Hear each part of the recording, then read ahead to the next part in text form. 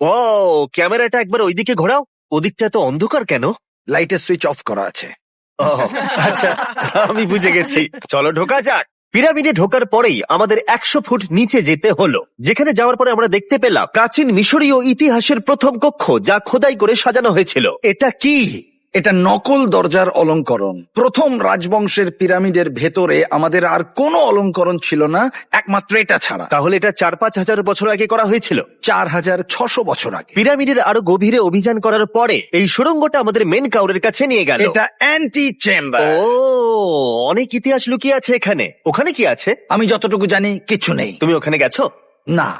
কি করে জানলে ওখানে কিছু নেই? কারণ আমি এখান থেকে দেখতে পাচ্ছি। ও আচ্ছা। তুমি দেখো, ও। এখান থেকে দেখা যাচ্ছে কিচ্ছু নেই। ও হ্যাঁ, ওখানটা দেখা যাচ্ছে। সন্দেহ করা কিন্তু ভালো। দুর্গম পথের জন্য পরিচিত মেন কাউরের পিরামিডের ভেতরে একটা প্যাসেজ আমাদের আরো গভীরে নিয়ে গেল, যেটা ছিল সমাধিস্থল। এটা রাজার সমাধিস্থল, আর এটার ওজন কমানোর জন্য এটাকে গোল করা হয়েছে। কিন্তু ওরা 5000 বছর আগে এটা জানলো কি করে? যদি তুমি পিরামিড বানাতে পারো তাহলে তুমি সবকিছু বানাতে পারবে, সবকিছু করতে পারবে। সবকিছু করতে পারবে। এখান থেকে বেরিয়ে এসে আমি ভাবছিলাম এর পাশে আরো 3টে ছোট পিরামিড কেন তৈরি করা হয়েছিল? এই ছোট পিরামিড গুলো কেন করা হয়েছিল? মেনকাওর এই ছোট পিরামিড গুলো বানিয়েছিলেন তার 3জন স্ত্রীর জন্য। তার মানে মেন কাউরের 3জন স্ত্রী ছিল, আর এগুলো তাদের সমাধি। হ্যাঁ, নোলান, তাই। এদিকে এসো।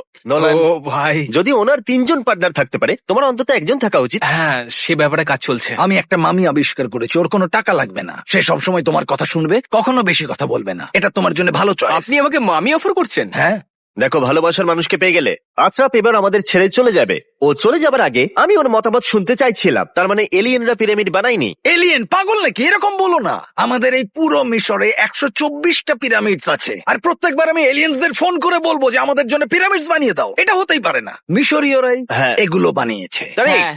কি? এলিয়েন নিয়ে আর কথা বলবে না। তুমি তো বলছো। মিশরের মানুষ বানিয়েছে। যদি তুমি পিরামিড বানাতে পারো তাহলে তুমি সব পারবে।